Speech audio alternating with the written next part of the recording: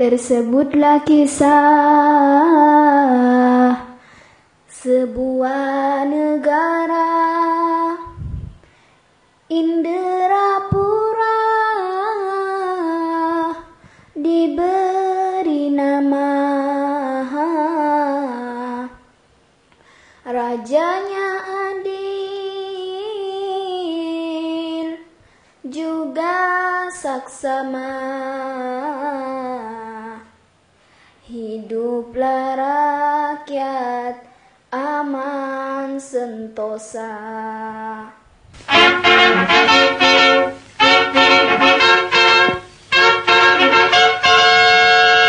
Wahai rakyat Indrapura, hari keputeraan Baginda Raja akan tiba. Baginda memerintahkan supaya diadakan satu pertandingan.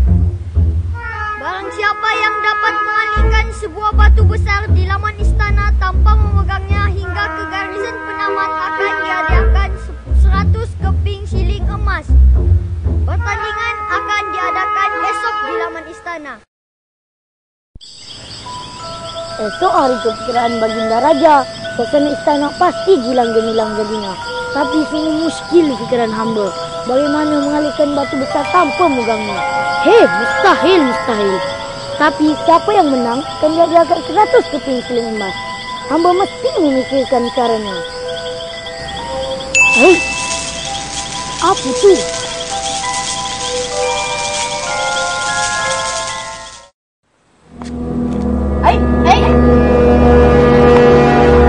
Awak nampak tak tadi ada orang dekat sini? Nampak? Mana dia? Siapa awak? Bagaimana awak boleh muncul dari balik tiang ini? Nama hamba Wan Nabil. Hamba sedang memikirkan sesuatu tadi. Tiba-tiba cahaya muncul dan hamba boleh masuk ke dalamnya. Cahaya? Menarik. Sama dalam cerita science fiction yang saya tonton malam tadi. Tuan hamba berdua boleh ikut hamba? Mungkin tuan hamba berdua boleh menyelesaikan masalah hamba. Nanti dulu, kita berdua baru mengenalinya. Bagaimana kalau dia ini ada niat yang tidak baik terhadap kita? Dan bagaimana pula kalau kita terperangkap di dunianya? Betul cakap awak tu Merah. Maaflah Wan Nabil, kami tidak berani ikut awak.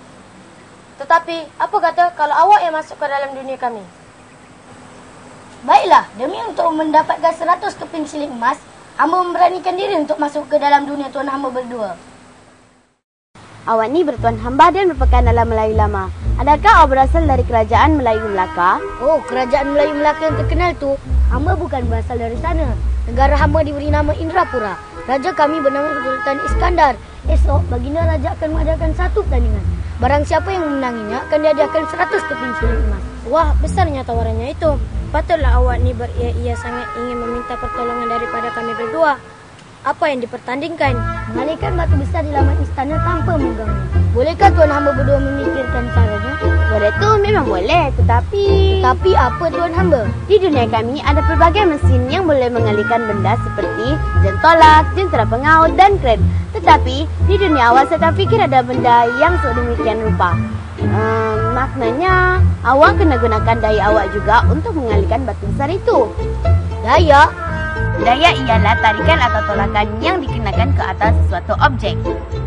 Contoh tindakan yang melibatkan daya tolakan ialah menendang, menekan, menolak dan memicit.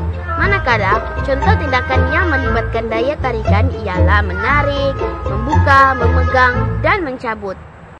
Wan Nabil, daya tidak dapat dilihat tetapi dapat dirasai. Sekarang temukan tapak tangan awak dengan tapak tangan saya. Mari kita sama-sama menolak. Inilah daya tolakan. Awak dapat rasa tak? Dapat. Sekarang mari kita sama-sama menarik. Ini pula daya tarikan. Garang baru hamba faham apa maksud daya. Tetapi ia masih tidak dapat membantu hamba untuk memenangi perlawanan esok. Kerana betul tidak dibenarkan memegang batu tersebut. Jangan risau, awak boleh menggunakan mesin ringkas. Mesin ringkas itu apa? Mesin ringkas ialah mesin yang mudah dan ringkas. Contohnya, tuas, roda, gandar, takal, giat, baji, sata condong, dan skru. Pada pendapat saya, mesin ringkas yang sesuai digunakan untuk Wan Nabil memenangi pertandingan esok ialah tuas. Apa pendapat kamu? Saya setuju. Lagipun, Wan Nabil sudah kesuntukan masa. Bahan untuk membuat tuas mudah dicari. Sedangkan kamu nampak menarik. Tapi hamba masih tidak faham apa maksud kamu tentang tuas. Pada asasnya, tuas terdiri daripada sebatang rod yang boleh berputar pada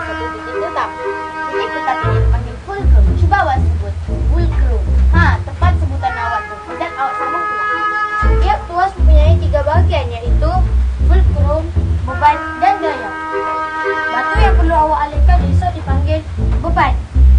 Manakala daya diperlukan untuk awak alihkan batu itu. Kalau awak masih ingat, apakah bentuk daya yang saya kenakan ke atas beban ini? Kalau tidak silap hamba, daya tersebut ialah daya tolakan. Syabas, awak semakin hebat Wan Nabil. Satu perkara penting yang awak perlu tahu ialah kedudukan fulcrum. Apabila fulcrum berada lebih dekat dengan beban, jumlah daya yang diperlukan adalah kecil. Tetapi apabila fulcrum lebih jauh dari beban, jumlah daya yang diperlukan adalah lebih besar. Bijak memang bijak. Sekarang baru hamba faham apa yang perlu dilakukan. Terima kasih atas pertolongan tuan hamba berdua. Sama-sama, awak segeralah pulang ke dunia awak dan cari peralatan yang perlu digunakan untuk pertandingan esok. Kami berdua mendoakan semoga awak berjaya. Hamba akan buat yang terbaik dan tidak akan mengecewakan tuan hamba berdua. Kalau ada umur dadang, boleh hamba menumpang mandi. Kalau ada umur yang panjang, boleh kita berjumpa lagi. Selamat tinggal. Jumpa lagi. Bye. Silakan peserta pertama dari India, Singham Padayappa. Singham.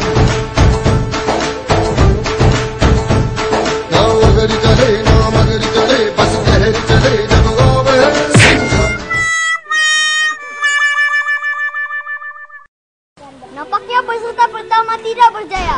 Persilakan peserta kedua, Fong Saiyuk. 武冠中勇，孤獨一生。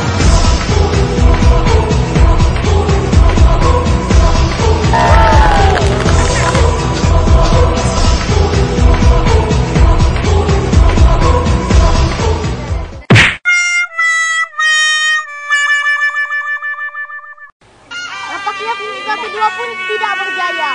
Persilakan peserta ketiga, Ahmad Ikram.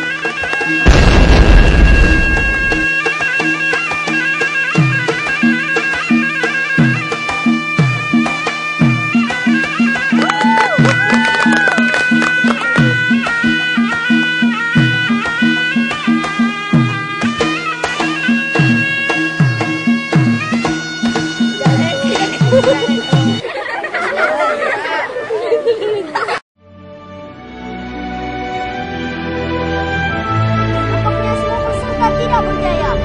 Silakan peserta terakhir, Wan Nabil.